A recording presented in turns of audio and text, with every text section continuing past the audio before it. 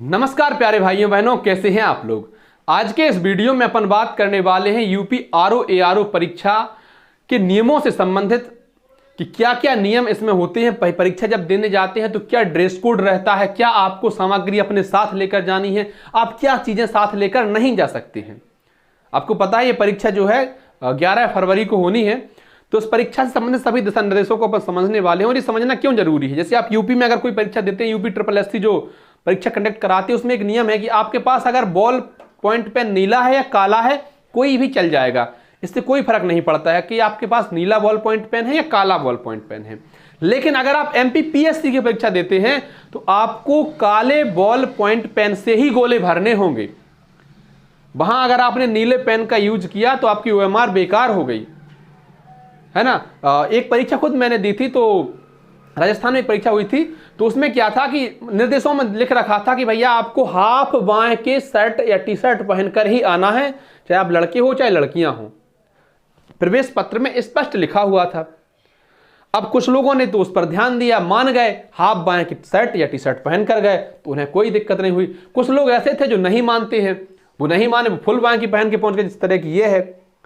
तो बोले, वो जहां एक परीक्षा कराने वाले थे, बोले भैया बताओ इसको यहां से काट दिया जाए या फिर आप ये शर्ट उतार के परीक्षा देंगे। अब बताइए, अगर सही जानकारी होती तो क्या ऐसी नौबत आती। बहुत सारे लोगों को हमने देखा था जो शर्ट उतार के परीक्षा दे रहे थे। आप इंटरनेट पर ढूंढेंगे तो जानकारी बड़े आराम से मिल जाएगी। माफी चाहूंगा मैं शब्दों के लिए आपसे। महिलाएं अंडरगारमेंट्स पहनती हैं तो उसमें हुक वगैरह कुछ लगे होते हैं, और एक परीक्षा में यह हुआ कि मेटल डिटेक्टर मशीन से वो बच गई मशीन, तो उनको अंडरगारमेंट्स उतार के परीक्षा देनी पड़ी थी, क्योंकि ये रूल है। आप इंटरनेट पर जानकारी देखेंगे तो बड़े आराम से मिल जाएगी।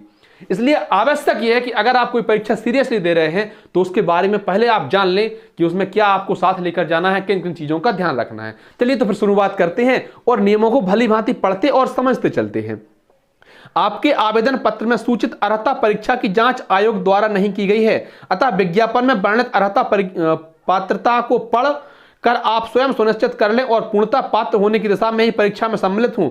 आयोग द्वारा जांच करने पर यदि किसी स्तर पर आप अनर्ह अपात्र पाए जाएंगे तो आपका अभ्यर्थन निरस्त कर दिया जाएगा। इन्होंने पहली लाइन ये रख रखी है कि अभी तक आपके दस्तावेजों की जांच आयोग द्वारा या बोर्ड द्वारा या UPPSC द्वारा नहीं की गई है। भाई आपने अपने आप से अपना फॉर्म भर दिया, आपने उसमें लिख दिया कि आप ग्रेजुएट हैं, या आपने कैफे में जाकर भरवा दिया, आपने जानकारी खुद भरी है ना। आयोग के अधिकारियों ने अभी आपकी जांच नहीं की है। अगर वो कभी जांच करेंगे और जब भी आप उसमें अनर्ह पाए जाएंगे या अपात्र पाए जाएंगे, आप योग्यता पूरी नहीं कर रहे होंगे, तो आपको उसी स्टेज से बाहर कर दिया जाएगा। फिर आप ये नहीं कह पाएंगे कि देखिए मैंने एग्जाम दिया था, मेरे एग्जाम में अच्छे नंबर थे। भाई आए होंगे अच्छे नंबर, लेकिन अगर आप अपात्र हैं तो आपको तुरंत बाहर कर दिया जाएगा, और यह मामला आप न्यायालय में भी नहीं ले जा सकते हैं। तो इसलिए उन्होंने पहले ही लिख रखा है कि अगर आप अपने आप से पूछ लेंगे, उन्होंने ग्रेजुएशन मांगी थी, आप ग्रेजुएट है ना, एज वगैरह का सब क्राइटेरिया पूरा कर रहे हैं ना, अपात्र तो नहीं है। संभवतः ऐसे होते नहीं है, बहुत कम लोग होते हैं। सभी अभ्यर्थी परीक्षा केंद्र पर 2 फोटो तथा ID प्रूफ की मूल प्रति तथा एक छायाप्रति लेकर उपस्थित हों। मांगे जाने पर उन्हें प्रस्तुत करना अनिवार्य है। अब ध्यान रखिए, आपको अपने साथ में 2 फोटो ले जानी है और ID कार्ड ले जाना है। ID कार्ड में क्या होगा आपके पास, जैसे आधार कार्ड है, ड्राइविंग लाइसेंस है, पासपोर्ट है, पैन कार्ड है, वोटर कार्ड है, state government issue ID card, कुछ भी हो, इनमें से कोई एक ले जाइए आप, और साथ में 2 फोटो। हालांकि फोटो का विवरण इसमें नहीं दिया है कि वही फोटो जो एग्जाम फॉर्म भरने में लगाई थी या कोई भी ले जा सकती हैं, तो वो जैसा आपको सही लगे। अगर आप वही फोटो रखिए तो वही लेकर जाइए, कोई दिक्कत नहीं है। और नहीं भी है, निकल वाली वो वाली नहीं है पुरानी, तो फिर दूसरी लेकर चली जाइए, कोई दिक्कत नहीं है। लेकिन उसके साथ आपको ID की एक फोटो कॉपी भी लेकर जानी है। वहां आप कहें कि वो परेशान कर रहे हैं यार, ID फोटो कॉपी नहीं है, तो इसलिए जरूरी है कि आप पहले से ही तैयार होकर जाएं। क्या क्या, 2 फोटो और ID कार्ड और उसकी फोटो कॉपी। कृपया इस प्रवेश पत्र को परीक्षा के लिए साथ में अवश्य लाएं, अन्यथा आपको परीक्षा में बैठने से रोका जा सकता है। तो अब आपके पास 3 चीजें हो गई, क्या क्या, ID कार्ड, फोटो और ये अपना एडमिट कार्ड। अच्छा, अभी पेन की इन्होंने कुछ बात नहीं कही गई है। देखो ऐसा भी होता है, कई बार ऑनलाइन परीक्षाओं में पेन आपको वही मिलता है एग्जाम हॉल में, कई बार आपको साथ लेकर जाना है। तो अगर आपने कोई SSC या रेलवे बोर्ड की परीक्षाएं दी हैं तो वहां आपको पेन वो खुद देते हैं, उन्हीं के पेन से आपको लिखना होता है। लेकिन अगर आपने कोई एमपी की परीक्षा दी है तो वहां आपको अपने साथ लेकर पेन जाना पड़ता है। बहुत सारे लोग इसमें कंफ्यूज हो जाते हैं और वो अच्छा महंगा पेन ऐसी जगह पर लेकर पहुंच जाते हैं जहां पर वो कहते हैं कि यार पेन तो हम खुद देंगे, इसको फेंक के आओ। और कई जगह वो पेन लेकर नहीं जाते, वो कहते हैं हम क्या करें, तो पेन लेकर नहीं आए। तो जानकारियां इसलिए बहुत जरूरी हैं।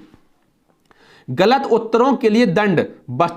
वस्तुनिष्ठ प्रश्न पत्रों में उम्मीदवार द्वारा दिए गए गलत उत्तरों के लिए दंड दिया जाएगा, मतलब माइनस मार्किंग भी की जाएगी। कितनी माइनस मार्किंग है? 1/3 की है शायद। प्रत्येक प्रश्न के लिए 4 वैकल्पिक उत्तर हैं। उम्मीदवार द्वारा प्रत्येक प्रश्न के लिए दिए गए एक गलत उत्तर के लिए प्रश्न हेतु नियत किए गए अंकों का 1/3 दंड के रूप में काटा जाएगा। जी हाँ, मैंने जो कहा था, तो जी हाँ, 1/3 या 1/3 की माइनस मार्किंग आप होगी। अब ये कैसे होते हैं देखिए, 1/3 कह लीजिए इसको, या 0.33 कह लीजिए। होती कैसे है, जैसे मान लीजिए आपने 10 प्रश्न किए हैं, 10 में से आपके जो है 7 प्रश्न आपके सही निकले हैं और 3 प्रश्न गलत निकले हैं। 7 सही निकले हैं, 3 प्रश्न गलत निकले हैं। मान लीजिए प्रत्येक प्रश्न 1 नंबर का था, तो अगर माइनस मार्किंग ना होती तो आपको मिलते माफ करिए 7 नंबर। कितने नंबर? 10 में थे 7 नंबर, क्योंकि आपने 7 सही किए थे। लेकिन चूंकि एक प्रश्न का 0.33 गलत के रूप में कटना है, तो 3 प्रश्नों का ये कट गया। अब 7 में से एक और घटा दीजिए, फिर आपको इसी के मिले हैं कितने नंबर? 6 नंबर। इसको थोड़े और बड़े स्तर पर समझिए। अगर आपने 100 प्रश्न किए हैं जिसमें से आपके 70 सही निकले हैं और 30 गलत निकले, 70 सही निकले हैं, 30 गलत निकले हैं, तो इसका मतलब है 30 प्रश्नों के 10 नंबर और काट लिए जाएंगे। आपको फिर 70 में से 10 नंबर माइनस करके टोटल जो बचेंगे आपके 60 नंबर बचेंगे। ये होता है माइनस मार्किंग का सिद्धांत। तो भैया 1/3 की माइनस मार्किंग है, 1/3 कह लीजिए, 1/3 कह लीजिए, जो आपकी श्रद्धा बने वो कह लीजिए। लेकिन कोशिश कीजिए कि तुक्के ना लगाएं, आपको तुक्कों से बचना पड़ेगा, नहीं तो इसमें नुकसान बहुत ज्यादा हो जाता है। चलिए इसको आगे बढ़ते हैं। यदि कोई उम्मीदवार एक से अधिक उत्तर देता है तो इसे गलत उत्तर माना जाएगा। यद्यपि दिए गए उत्तरों में से एक उत्तर सही होता है, फिर भी उस प्रश्न के लिए उपयुक्तानुसार ही उसी तरह दंड दिया जाएगा। देखिए, मान लीजिए आपने गोला लगाया और आपने एक से ज्यादा गोला लगा दिया। जैसे ये 4 गोले आपने लगाने थे, आपने इसको भी काला कर दिया, इसको भी काला कर दिया। अब आपको लगा कि यार ये सही है, ये गलती से होगा, तो आपने इसको ऐसे कर दिया। कुछ लोग कर देते हैं ऐसे, लेकिन इसको पूरा गलत ही माना जाएगा। अगर आप एक से ज्यादा टिक लगाते हैं, भले ही आपका सही हो उनमें से कोई एक, लेकिन वो फिर भी गलत माना जाएगा और आपको उसका भी माइनस मार्किंग के रूप में नुकसान उठाना पड़ेगा। यदि उम्मीदवार द्वारा कोई प्रश्न हल नहीं किया जाता है, अर्थात उम्मीदवार द्वारा उत्तर नहीं दिया जाता है, तो उस प्रश्न के लिए कोई दंड नहीं दिया जाएगा। अगर आप उसको छोड़ देते हैं तो उसके लिए आपको दंड नहीं मिलेगा। तो देखिए सिंपल सी बात है, जो प्रश्न आप छोड़ देंगे आपको उनका कोई नुकसान नहीं उठाना पड़ेगा। हालांकि उनका लाभ भी नहीं होगा, क्योंकि छूट गए तो छूट गए। अभ्यर्थियों को सलाह दी जाती है कि वे अपना क्लिप बोर्ड या हार्डबोर्ड, कार्डबोर्ड जिस पर कुछ लिखा ना हो तथा काली इंक का बॉल पॉइंट पेन साथ लेकर आएं। अभ्यर्थी काली इंक के अतिरिक्त अन्य किसी इंक का प्रयोग कदापि ना करें। हाँ जी भाई, ये बहुत मुद्दे की बात है। काली पेन ही लेकर आपको जानी है। आप नीली पेन नहीं ले जा सकते, आप किसी और रंग की पेन नहीं ले जा सकते। अगर आपने हाल ही में यूपी की पीटी परीक्षा दी हो या कोई और परीक्षा दी हो, तो वहां पर रहता है कि आप काली या नीली इनमें से कोई एक पेन ले जा सकते हैं। लेकिन यहां पर आपको सिर्फ और सिर्फ काली पेन ही ले जानी है। ध्यान रखें, वो जेल पेन ना हो या पायलट पेन ना हो, वो सिर्फ सिंपल बॉल पेन होनी चाहिए। कौन सी? काली। और इसके साथ में आपको क्लिप बोर्ड या हार्ड बोर्ड, तो दफ्ती जिसे कहते हैं या पैड कह लीजिए, वो भी आपको साथ लेकर जाना चाहिए। अभ्यर्थियों को अपने पास अपनी सारणियां, टेबल्स, ग्राफ शीट, मानचित्र आदि रखना तथा उनका प्रयोग अनुमन्य नहीं है। कैलकुलेटर तथा स्लाइड रूल्स आदि का भी उपयोग अनुमन्य नहीं है। तो इसका सीधा सा मतलब यह है कि आप ये चीजें भी अपने साथ में नहीं ले जा सकते हैं। अभ्यर्थियों द्वारा परीक्षा कक्ष में किसी भी सामग्री का आपस में आदान प्रदान अनुमन्य नहीं है। अनुमन्य का मतलब अलाउ नहीं है, सीधा सा इसका ये है मतलब। तो ये आप आदान प्रदान कोई चीज नहीं कर सकते हैं वहां पर। उपर्युक्त प्रस्तर 5(1) में बताई गई वस्तुओं के अतिरिक्त लाई गई अन्य वस्तुएं अभ्यर्थी कक्ष के बाहर निर्धारित स्थान पर जमा कर दें। यद्यपि इन वस्तुओं की सुरक्षा का प्रबंध रहेगा, फिर भी कोई सामान यदि खो जाए तो उसका दायित्व आयोग का नहीं होगा। अच्छा जी, 5(1) में क्या कहा है? तो क्लिप बोर्ड है और पेन है। क्लिप बोर्ड और पेन ही है ना 5(1) में। हाँ जी, हार्ड बोर्ड जिस पर आप पैड कहते हैं, दफ्ती कहते हैं, वो, और पेन। इसके अलावा जो बाकी की चीज़ें हैं वो आप नहीं ले जा सकते हैं। लेकिन अगर आप बैग लेकर जाते हैं, आपको कहीं दूर शहर में पेपर है बैग आप साथ लेकर जाते हैं तो वहां रखने का प्रबंध होगा, लेकिन अगर वो चीज़ खो जाती है तो इसकी जिम्मेदारी आयोग की नहीं होगी। फिर आप वहाँ पे FIR कराने जाएं तो आप ये नहीं कहें कि उन्होंने गुमा दिया, भैया ये जिम्मेदारी आयोग की नहीं होगी। और पता, इन्होंने तो इतना कह दिया कि जिम्मेदारी रखने का प्रबंध रहेगा। हम आगरा में एक पेपर देने गए थे CTET का, तो उन्होंने कहा था कि बैग हम नहीं रखेंगे, चाहे बाहर फेंक दो, चाहे दुनिया में कहीं भी ले जाओ, हमारे ग्राउंड में ही बैग नहीं रखा जाएगा। हम बाहर सड़क पर बैग रख कर गए थे, हम जैसे बहुत लोग थे भगवान भरोसे बैग छोड़ कर गए थे। हालांकि बाद में जब आए तो सब सुरक्षित मिल गया था, लेकिन पूरे एग्जाम में डर जरूर लगा रहा था कि यार मोबाइल भी रखा है उसमें, पर्स भी रखा है, पैसे तो निकाल लाए थे, लेकिन फिर भी यार डर लगता है हमेशा।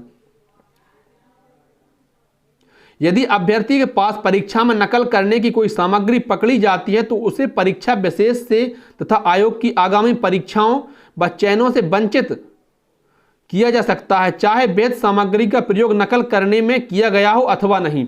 यदि आप कोई ऐसी चीज रखे हो जो अनुचित है तो आपको परीक्षा से वंचित किया जा सकता है तथा भविष्य की परीक्षाओं से भी आपको बैन किया जा सकता है, भले ही आपने उस सामग्री का प्रयोग नकल करने के रूप में नहीं किया हो। इसलिए भली भांति अपनी जैकेट मैकेट देख कर जाए, उसमें कोई पर्चे पर्ची ना रखे हो।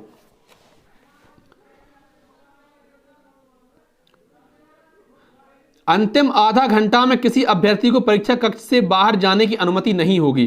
तो जो परीक्षा का आखिरी 30 मिनट होंगे उसमें आप परीक्षा हॉल के बाहर नहीं जा सकते। वो जाते हैं ना टॉयलेट करने, कोई हालांकि वैसे भी नहीं जाते हैं, सीरियस था तो उन्हें कहाँ टाइम मिलता है इतना परीक्षा छोड़ के जाने को। परीक्षा में तो टाइम का वैसे ही पता नहीं चलता है।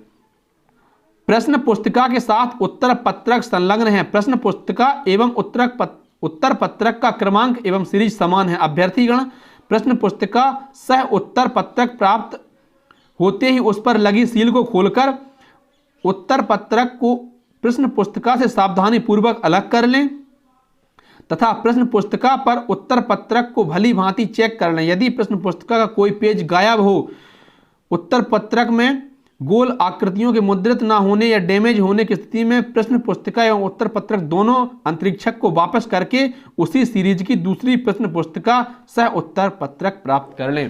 तो देखिए, जो आपकी OMR सीट होगी उसी में प्रश्न भी रहेगा, प्रश्न पत्र भी रहेगा, आप उसको लें और जब उसको आप खोलें तो सावधानी पूर्वक खोलें। साथ ही साथ यह भली भांति चेक कर लें कि भैया उसमें किसी तरह की कोई त्रुटि ना हो, सभी पेज हों। कई बार ऐसा हो जाता है कोई पेज ही मिसिंग हो जाता है। अगर ऐसी कोई स्थिति बनी हो, कहीं सही छपा ना हो, तो आप उसको जो एग्जामिनर होंगे उनको दें और उनसे दूसरा जो है OMR सीट और पेपर लें। OMR उत्तर पत्रक में प्रश्न पुस्तिका सीरीज पहले से ही मुद्रित है। अभ्यर्थियों को प्रश्न पुस्तिका सीरीज भरने की आवश्यकता नहीं है। ठीक है भैया। उत्तर पत्रक में भरी गई सूचनाओं को व्हाइटनर, ब्लेड अथवा रबड़ आदि से नहीं मिटाया जाए। इस बात का भली भांति ध्यान रखें। कई बार क्या होता है, जब अपन गोले भर रहे होते हैं, नाम लिखते हैं, उसमें अपनी जानकारी भरते हैं, रोल नंबर भरते हैं, तो कई बार गलती हो जाती है कुछ। इतनी सावधानी से भरें उसको कि गलती ना हो, गलती से भी गलती ना हो, क्योंकि अगर आपने गलती कर दी तो फिर उसका कोई समाधान नहीं है। आपने अगर प्रश्नों के उत्तर भरने में गलती कर दी, ठीक है, आपको उसका 1 नंबर नहीं मिलेगा, 0.33 आपके माइनस मार्क कट जाएगा, 1-2 नंबर का अंतर आएगा। लेकिन अगर आपने जानकारी ही गलत भर दी फिर तो आपकी OMR सीट चेक ही नहीं होगी। और अगर आपने व्हाइटनर, ब्लेड या किसी भी तरह की अनुचित सामग्री का प्रयोग किया तो इससे फिर क्या है ना कि OMR जो होती है वो लेजर से चेक होती है, कंप्यूटर से चेक होती है, वो इसको तुरंत फाइंड करके बाहर फेंक देगा, मशीन चेक ही नहीं करेगी।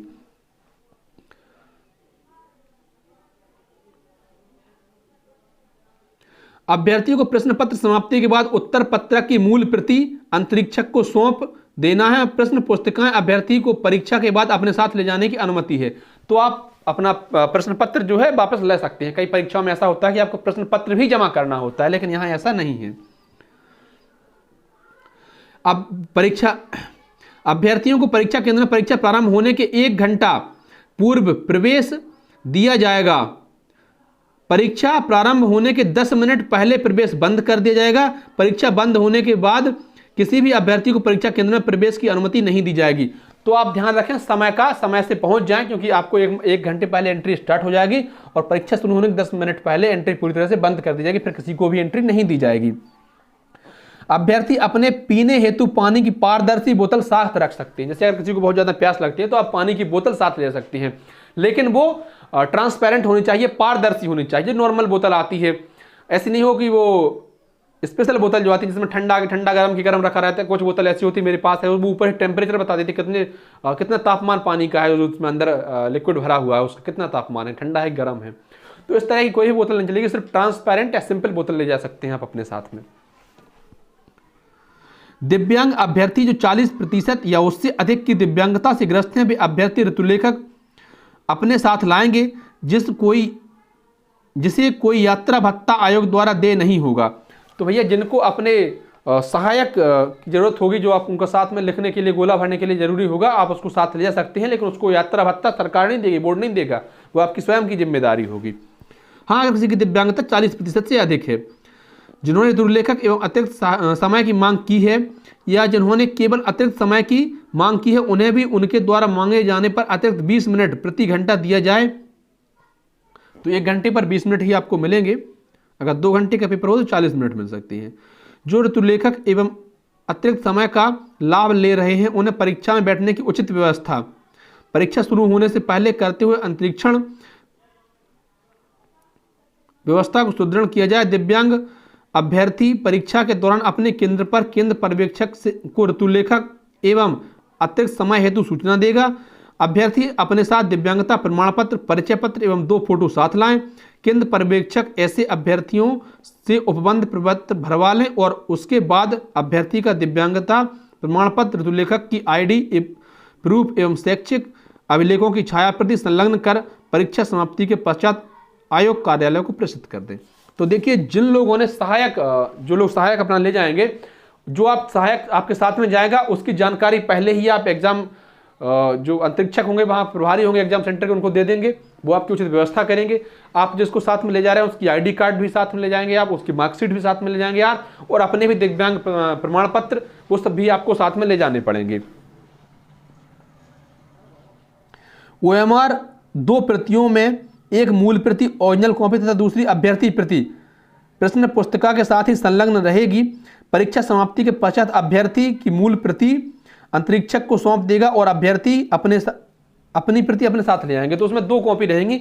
जो आप गोले भरेंगे वो कार्बन पेपर की सहायता से 2 कॉपियों में गोले भर जाएंगे। तो ओरिजिनल जो कॉपी होगी वो आप उसको जमा कर देंगे और जो कार्बन कॉपी होगी वो अपने साथ में ले जा सकते हैं। OMR तथा फोटो युक्त उपस्थिति सूची पर सभी प्रविष्टियां सावधानी पूर्वक भरें। यदि किसी प्रकार की त्रुटि अभ्यर्थी द्वारा की जाती है तो उसके लिए अभ्यर्थी स्वयं जिम्मेदार होगा। तो भैया जो भी आपको जानकारी वहां फिलअप करनी है वो पूरी जिम्मेदारी से भरें, पूरी तरह से सावधानी पूर्वक भरें, क्योंकि अगर उसमें कोई त्रुटि होती है तो यह हमारी व्यक्तिगत जिम्मेदारी होती है। धन्यवाद मेरे साथियों, सभी को बहुत बहुत शुभकामनाएं। All the best. वीडियो आपको अच्छी लगी हो तो वीडियो को लाइक कर दें, अपने अन्य साथियों तक साझा कर दें। चैनल पर नए हैं तो हाथ जोड़कर निवेदन है अपने चैनल को सब्सक्राइब भी कर दें।